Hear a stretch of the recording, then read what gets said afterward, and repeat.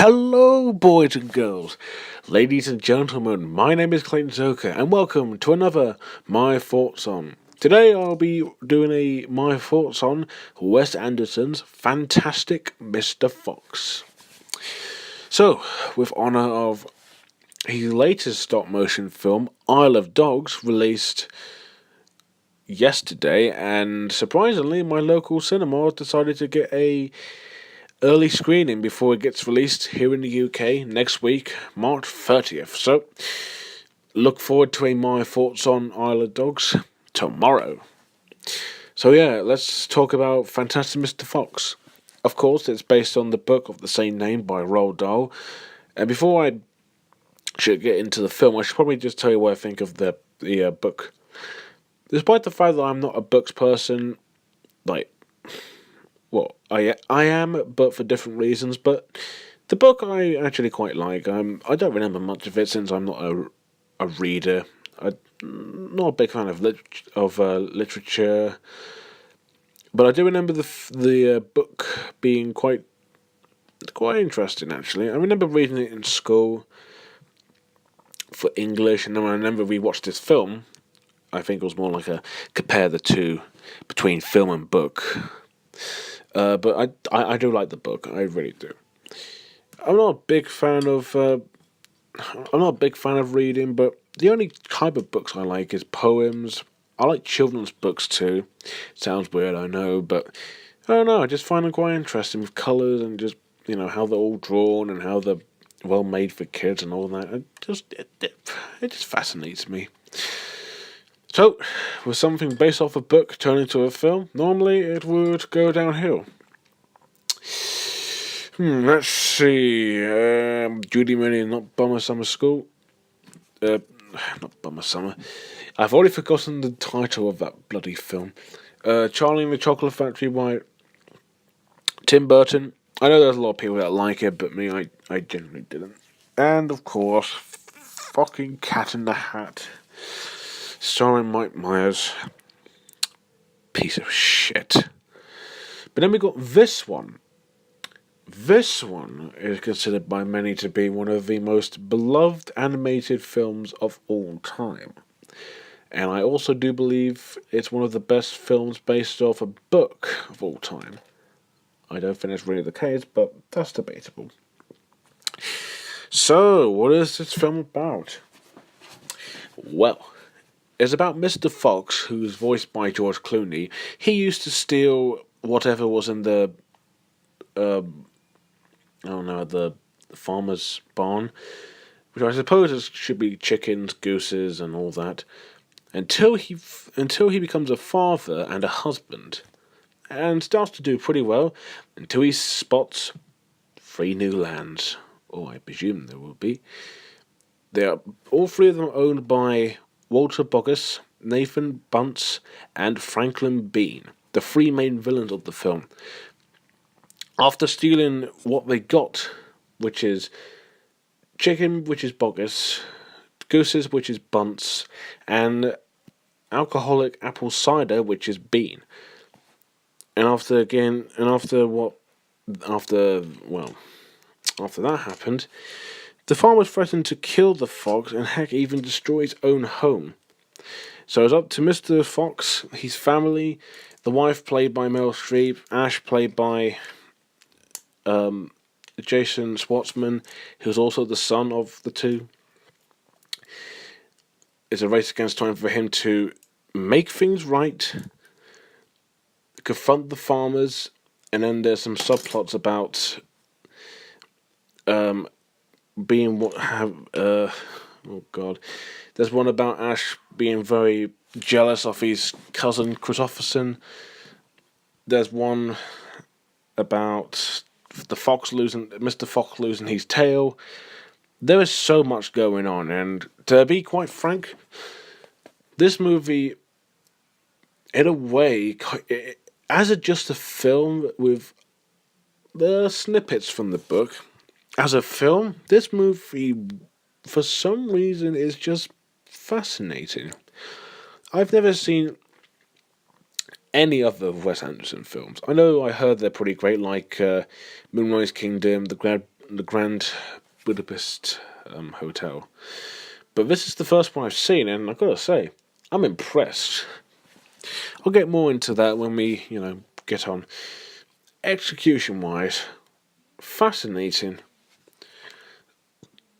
Whenever you see a character on the screen, whenever you see what they're doing, the camera shots, the camera angles, the colors, everything is just attention to detail, and it's quite impressive.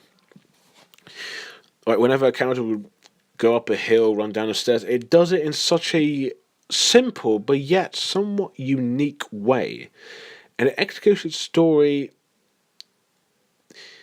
in such a relaxing, charming, funny way that I kind of admire it. And I know this is a cliche and all, but this one kind of does work since they do it so subtly and so unique.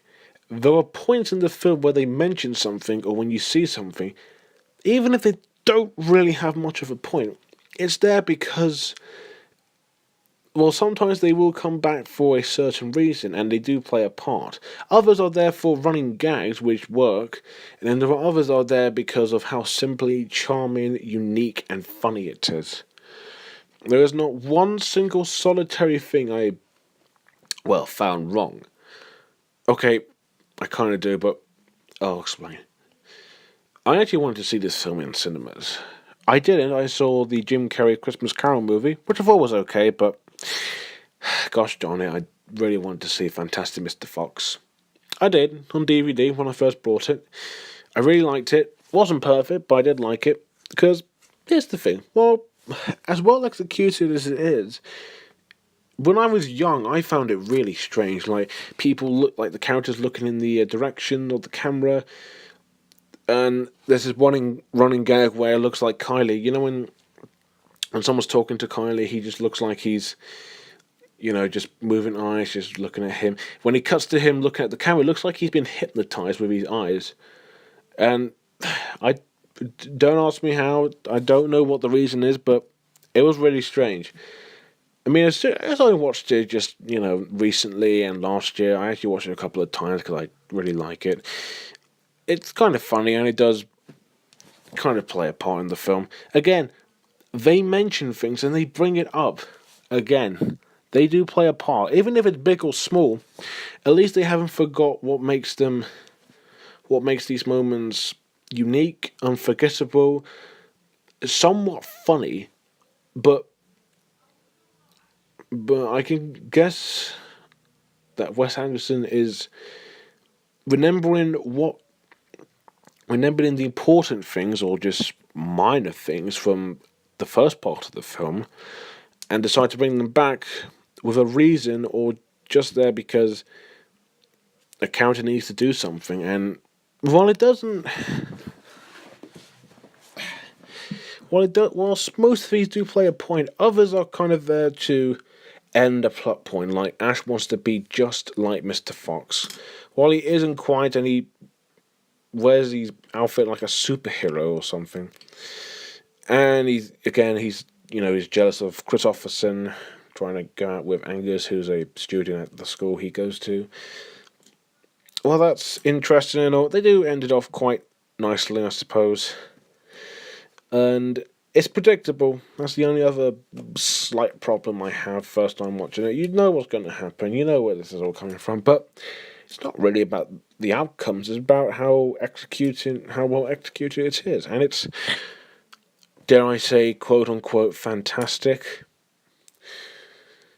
I don't know. But anyways, so since I rewatched it again, I actually like it more.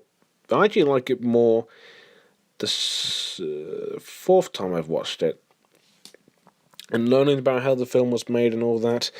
This film is not only great with how executed the story is, but the plot is really interesting. And, it's filmmaking, direction.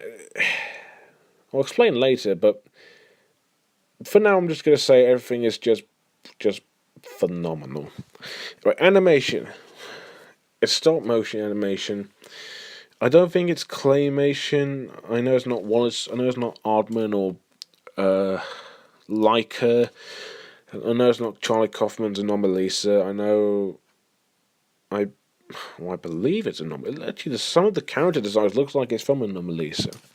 Even though I know Fantastic Mr. Fox came out way before Anomalisa. There's I just realised something. 2000 and... When was this released? 2009, yeah. This movie, Mary and Max, Coraline, and I think there were a few others. These three stop-motion films, from what I can gather, have gained so much respect for stop-motion animation. I've seen all three of them, and they are all absolutely amazing. All the work's put into them, the visuals, the characters, everything. It's wonderful. It's absolutely incredible. I mean, sure, I like CGI, 3D animation. That's good as well, but CGI and 3D animation's making lots of money. But it would be nice to see an animated stop motion film to make money. But also, you got to give credit to these people from bringing back stop motion, which is just a wonderful art form for animation, and I really, really like it. But Fantastic Mr. Fox stands out. First, the animal characters are anthropomorphic. There doesn't really need to be a reason why, and there are human characters too. But sometimes when you think there's something that seems off, you don't really question it. It's just kind of subtle. Yeah, sure they use they use props that the humans would use. That's the same scale and size, but I don't know. I just kind of find it charming and a little, dare I say, quote unquote, no. I find it a little quirky and fantastic, actually. But nonetheless, everything you see on screen is made out of crafting materials, and it looks amazing. The fur on the animals, I'm not sure if you noticed this, but they do actually move. For example, if someone's standing in the wind and you see their hair blows, and you see their fur move as well. It's a stroke of humanity and realism that so beautiful. It's really beautiful to see something like this. It makes it real too. The humans have this. How would you describe them? They do have a down to earth look, but a little cartoony as well. It's like it came out of a well, not an Aardman film because Aardman's more cartoony. They came out of out of a Anomalisa, but again, this film's been released before Anomalisa, but. All the characters, they don't look plain and average. They do give them good detail, and they do look amazing, and they do stand out too. But some of them, I think, do look the same, like the firemen, the gunmen from Bogus Bunsen Bean. But again, you can't really fault the people who make it. It's just that at least they make them stand out. At least they look amazing. Bogus Bunsen Bean's design are more exaggerated old farmer designs. You got Bogus who's fat, Bunce who's short, and Bean who's skinny. And it's a bit stereotypical if you ask me, but one, it works. Two, their designs look fascinating to watch. Same with the animals again. Even if they're wearing human clothes, even if they're anthropomorphic, even if it doesn't make sense, for some reason it sucks you in. It sucks you into their world. It does kind of work in a scale, but it's just the making of it. It's just amazing. Did I also mention how amazingly shot and gorgeous this film looks? Like every shot, whatever situation they're in, they always bring pretty beautiful visuals that never bores me. It looks from 2009 has aged quite well actually. So yeah, the stop motion, while it may look a bit weird, it's still one of the finest examples of how stop motion is a wonderful art form in animation. Let's start with the characters now. Of course, gotta start with favourites. I like Fantastic. I like Mr. Fox, he's voiced by George Clooney. He's he's smart, witty, funny, charming. He can be a little bit nitwitted sometimes, but he can pretty much try and get out of any situation. Well, mostly. Like I said, he's a little nitwitty. He can be a little dumbfounded at times, and he's not the brightest and smartest, but he tries. Mrs. Fox is like the tough, loving wife of Mr. Fox and a really caring and believable mother of Ash. Uh, Her skill, which is mostly painting, I can actually relate to her because I'm a person who really likes art, and this is why I like anime films mostly in general, not just because they're fun, because of how they're made and how people make them. And then you got Ash, who's voiced by Jason Schwartzman. While he's not quite as like likable enough as the rest, I did find him a little annoying, and he was a bit of a arse, but there is kind of a reason to it, and you can relate to him just fine. Christopherson's good. He's likable, nice. He's quite reasonable. He doesn't argue. He just, like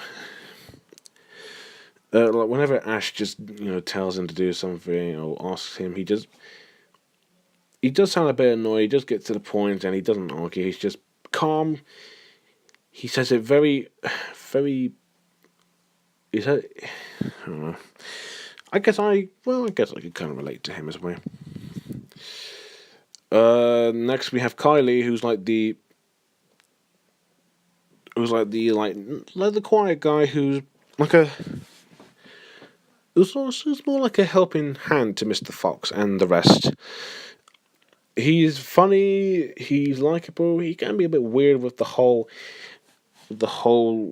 white eyes thing. When he looks hypnotized, that's a bit strange, and I'm not sure if there's a point to it, but whatever the case, it's amusingly funny.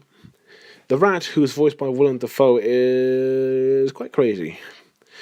Yes, he's in this film, and he does also have a point. I'm sorry I keep mentioning that, but most of these characters do have a purpose to this film, and they do play the part well. This rat is basically the security guard of Bean, and whenever he's on screen, he was absolutely bonkers. He's really funny. He's even threatening as well. And the voice by Willem Dafoe, I mean, need I say more? Next is Badger, voiced by Bill Murray, who's more like the friend of Mr. Fox, who, while isn't always on his side, he's just giving him advice to look out for him. He tells him not to bite a tree because, he's not because he's not getting enough fixed rate, and he's going to move into somewhere that's dangerous, that someone could actually see him, and yeah, he gets a couple of funny moments. The three farmers, sorry about that, Walter Bogus, Nathan Bunce, and Franklin Bean. Franklin Bean is voiced by Michael Saban, aka Uncle Pastuso from the Paddington films, and Dumbledore from Harry Potter. Bean in particular is very, very threatening and funny. I really like him a lot. The other two are nothing special, but Bean, good God, he will never give up to get the fox. There are other minor characters in the film. They do have a part. Mostly there's Petey, there's Dan Weasel, who's voiced by Wes Anderson himself. There's, Who else? Can't think of who else. I mean, Bogus and Bunce are just kind of there because, their names are in it. They do help. Bean trying to get the fox, but they're just mostly as background characters. Voice acting. This is some very impressive voice acting. They don't just record a line and then finish. They keep the conversation going as it's like a general conversation. It's quite impressive, really. You don't rarely see these sorts of films do this, which is quite good. And then whenever someone's like whenever a character is like really far off in the background, like this, they talk like this, like they're actually in the room, not close to the mic. It's quite impressive when someone does that, and it fits in with the setting and atmosphere. George Clooney, Meryl Streep, Owen Wilson, Willem Dafoe, Bill Murray, Michael Sabon, Jason Schwartzman. Everyone here is doing great. Sure, their voices are recognisable, but they kind of fit their characters, and I kind of buy it. So that's it for Fantastic Mr. Fox. Fantastic Mr. Fox is possibly one of my favourite stop-motion films. It's funny, witty, atmospheric, beautiful, unique, charming, heartwarming, original. It has such good filmmaking, and the animation is some of the best I've ever seen from stop motion. Guys, if you haven't seen it, even if it doesn't represent the book accurately, at least Wes Anderson was trying to make it as a different sort of film. Even though I think if he made a film about foxes, I think he would have made it something a little different. But at least he has snippets from the book, so give him credit for actually trying to make a different film with a title. So, before I would give it a 8 out of 10, or actually an 8.9, but now since I've seen it yesterday, I'm going to give it a 10 out of 10. So if you like Zootopia, or I was trying to think what else, or any other stop motion film, yeah, I'll probably like this one. If you're a person that's looking for a film that represents the book well, you won't find it. So guys, next, Isle of Dogs. Really excited to talk about that, hopefully if it's good. So anyways, thank you guys for watching. Don't forget to like, comment, and, oh god, I'm getting really sweaty. Let's try that again. Don't forget to like, comment, and most importantly, subscribe. And until next time, bye now.